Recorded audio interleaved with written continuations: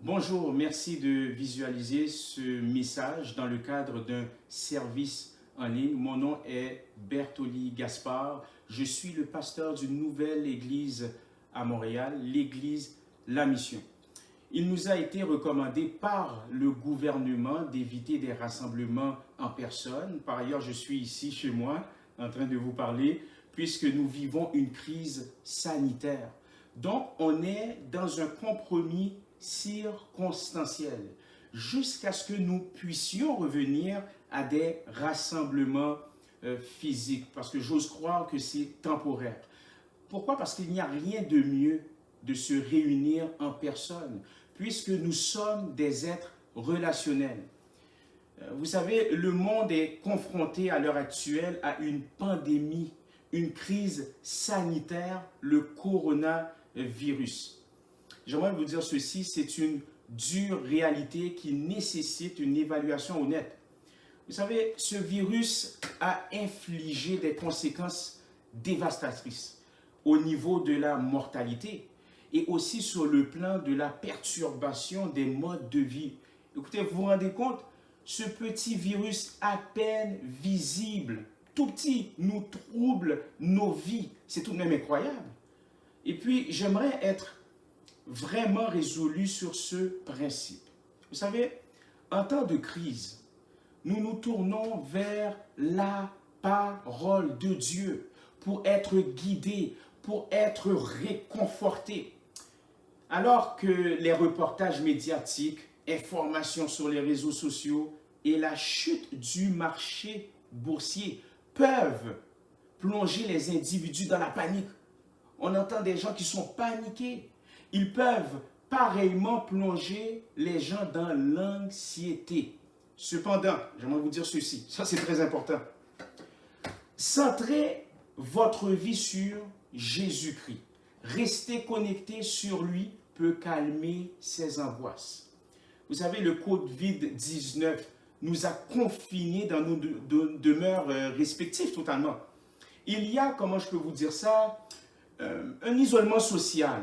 Or, cet isolement social est une opportunité pour certains de se retrouver avec leur famille, vivant sur le même toit. Parce que quelques familles vivant sur le même toit ne se voient presque plus. Pour d'autres, cela devient un temps d'arrêt. Parce qu'ils travaillent beaucoup, ils travaillent à outrance. Ils étaient constamment sollicités par leur travail pour être productif, la productivité. J'aimerais vous dire ceci.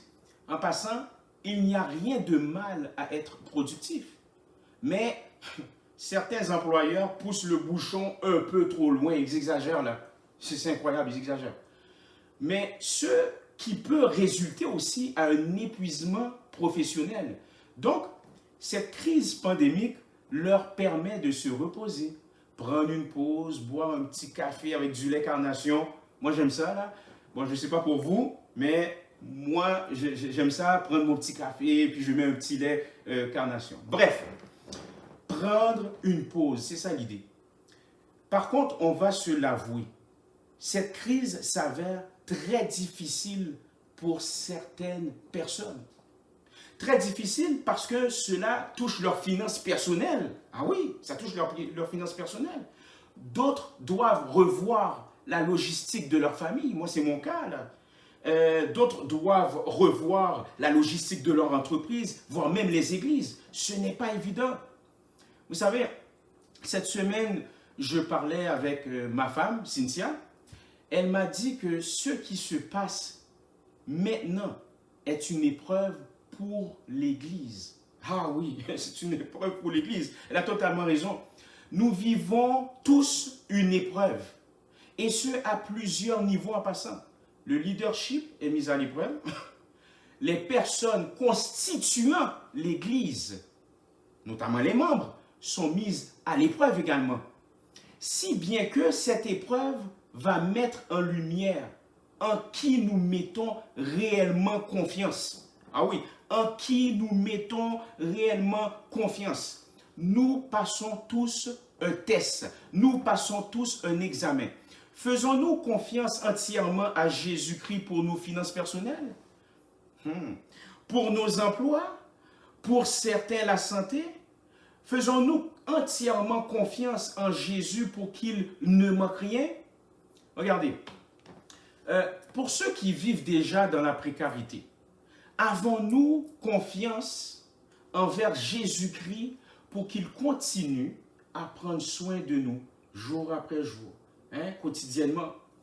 J'aimerais vous dire ceci aussi. Pour ceux qui sont sceptiques à la foi chrétienne, c'est une épreuve aussi, en ce sens qu'ils vont probablement dire « Ah, je vais voir comment tout cela va terminer. » Vous dites que vous êtes chrétien, vous allez à l'église, vous chantez des chants, etc.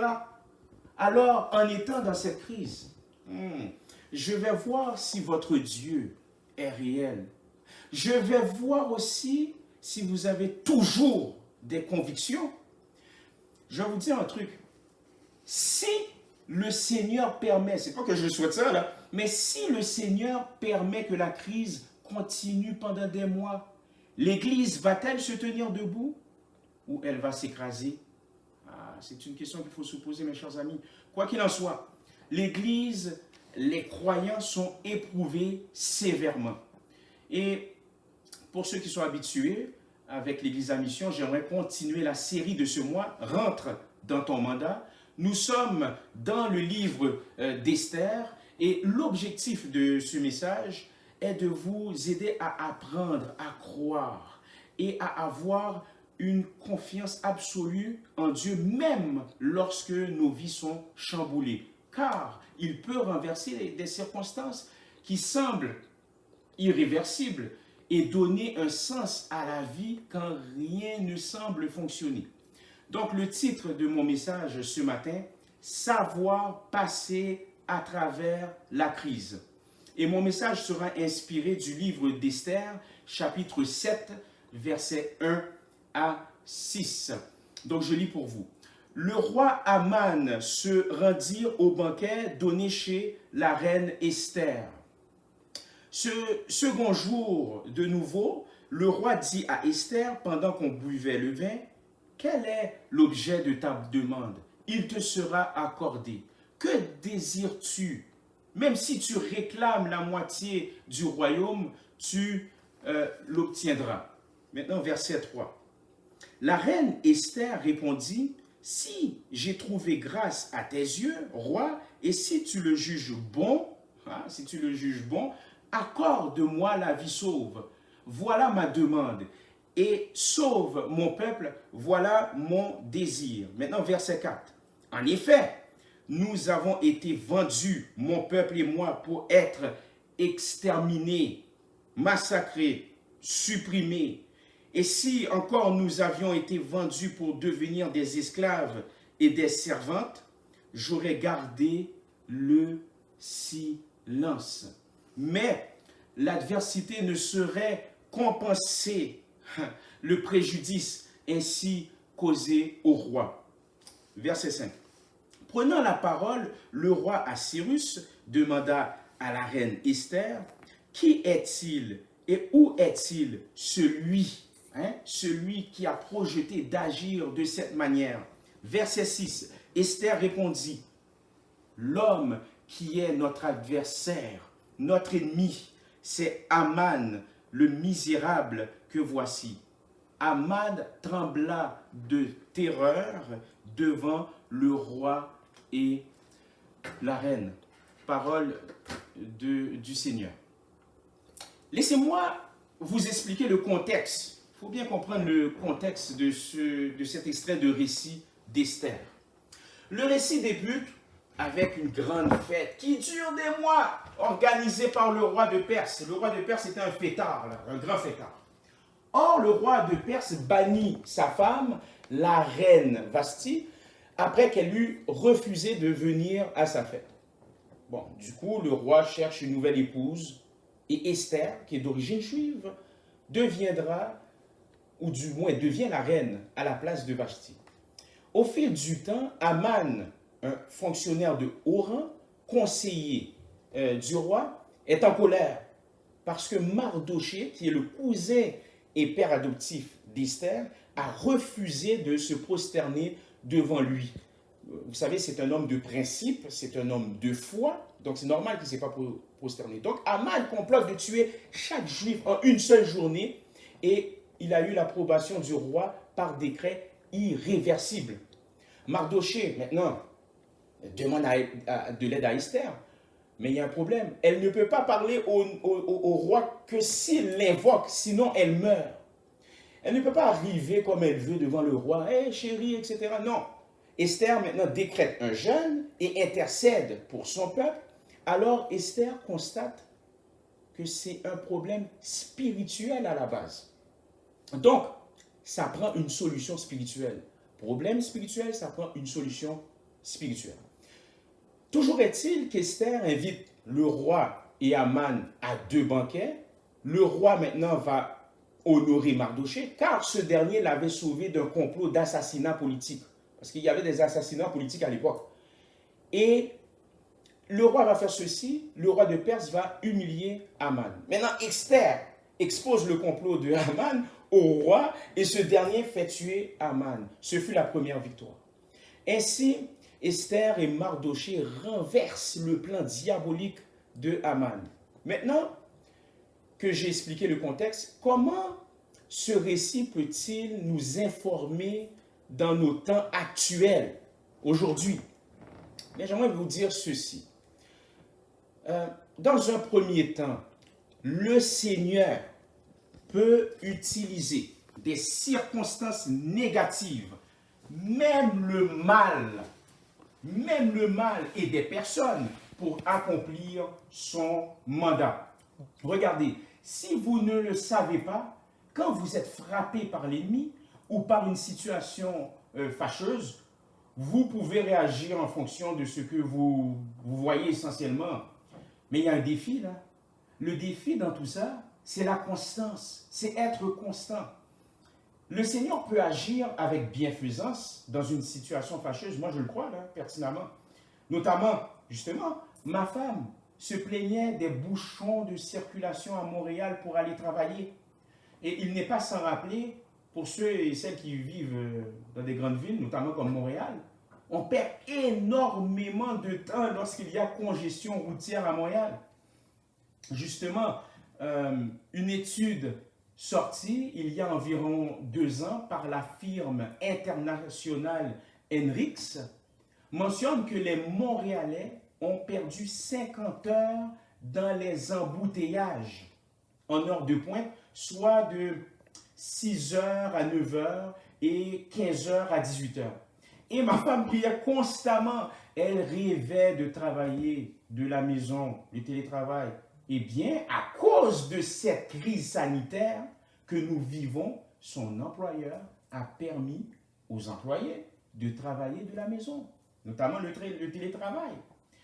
Comme je le dis si bien à mes enfants, on ne sait ce qu'un jour peut enfanter.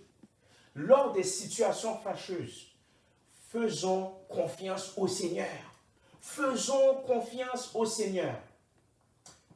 En second lieu, attendre le Seigneur dans une situation grave, c'est de choisir de se reposer en lui. Ah, je le répète afin que vous puissiez bien saisir cette vérité.